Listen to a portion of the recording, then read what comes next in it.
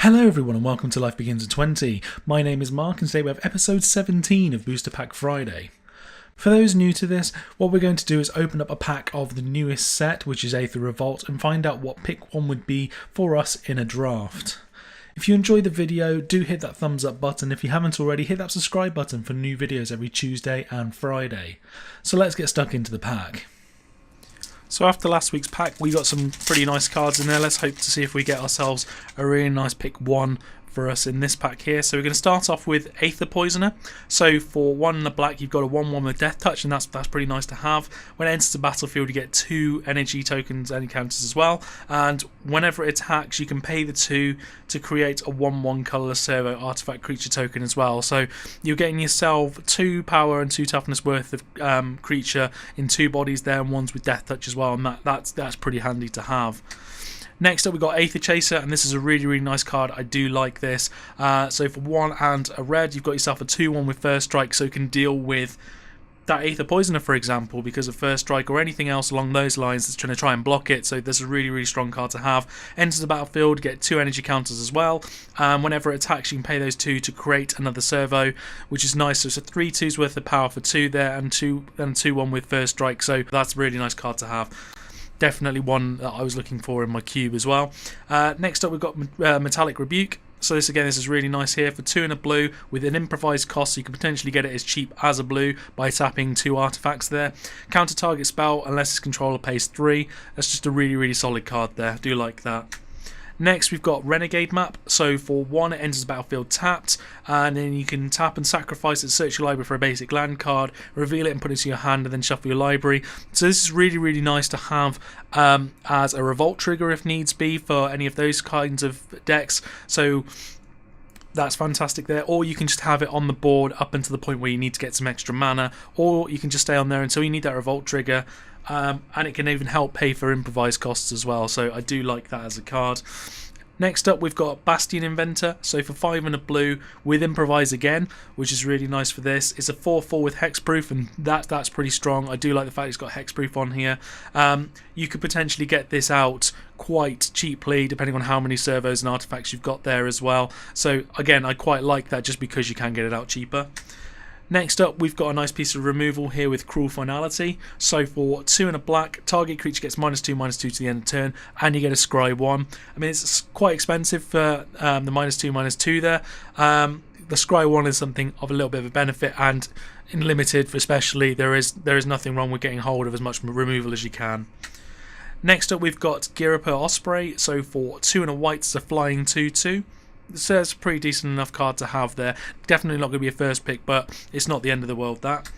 Next up we've got Alley Evasion. So for 1 you get to either choose target creature you control gets +1/+2 to the end of turn, or return target creature you control to its owner's hand. So it's a nice little combat trick there to either buff up one of your creatures when it's swinging in for doing some damage, or return a target creature you control to its owner's hand, so you can get yourself a revolt trigger there as well, which is really nice to have.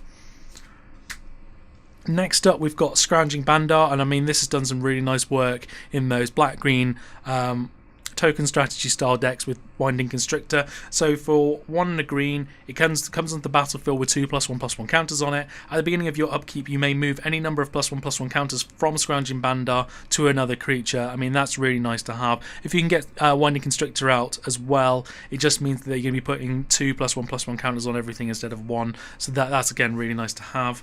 Next we've got ourselves Conviction here. So for 1 and a white, you get to enchant creature with +1/+3. So it's a nice defensive style enchantment there, which will be quite handy on a fair few creatures. Plus you can pay 1 white to return it to its owner's hand, so you can produce yourself another revolt trigger there if you don't need to have the extra +1/+3 on a certain creature and you want to put it on something else. Moving on to the uncommons, we've got Untethered Express here, and this is just a fantastic vehicle. Absolutely fantastic. So for 4 cost, it's a 4/4 with Trample. It only requires 1 power to crew, which is really nice, and whenever it attacks, put a +1/+1 counter on it. I mean, this thing can get out of control and just beat down on your opponent unless they deal with it very quickly. So I really do like this card. Something to make that previous card so much better is siege modification here. So for 1 and 2 red, enchant creature or vehicle. As long as the enchanted permanent is a vehicle, it becomes a creature in addition to its other types. And enchanted creature goes +3/+0 and has first strike. So that's just really, really nice as an enchantment for that style of deck. I mean, imagine that on Untethered Express. That would just be unbelievable. You're looking at a 7/4 first striking trample creature there that's just going to get even bigger. So I really do like that. Next up, we've got Gonti's Machinations. So for 1, it's an enchantment. Whenever you lose life for the first time, you get an energy counter. You can pay 2 energy counters and sacrifice it. Each opponent loses 3 life, and you gain life equal to the life lost that way. So it's a way of getting yourself energy counters, which is quite nice to have. If you've got excess energy counters as well, realistically it's 1 mana and 2 energy to do 3 damage to your opponent and get 3 life back. So that's not too bad. And the last for our rare here, we've got Lifecrafter's Bestiary. So for 3, it's an artifact. At the beginning of your upkeep, you get to scry 1, which is pretty nice. And whenever you cast a creature spell, you can pay 1 green. If you do, draw a card. I mean, this is really, really nice to have as well. Improvise costs as well, it can be used for that, just to tapping it to help do that, which is pretty cool. Plus the fact that if you've got excess mana later on in the game, or even earlier on, you know, paying that green mana to get yourself an extra card draw, and you're just going to get yourself some nice card advantage over the course of the game. I really do like that. And we've got a Swamp and a Gremlin. There's another tough pick with this pack because there are a few cards I was definitely looking at. Untethered Express is a fantastic card, but I'd have to go with Lifecrafter's Bestiary. It's a constant scry 1, which is actually fantastic in the game, especially in addition to its card drawing potential. It also helps you to find the creatures you need to fuel this card.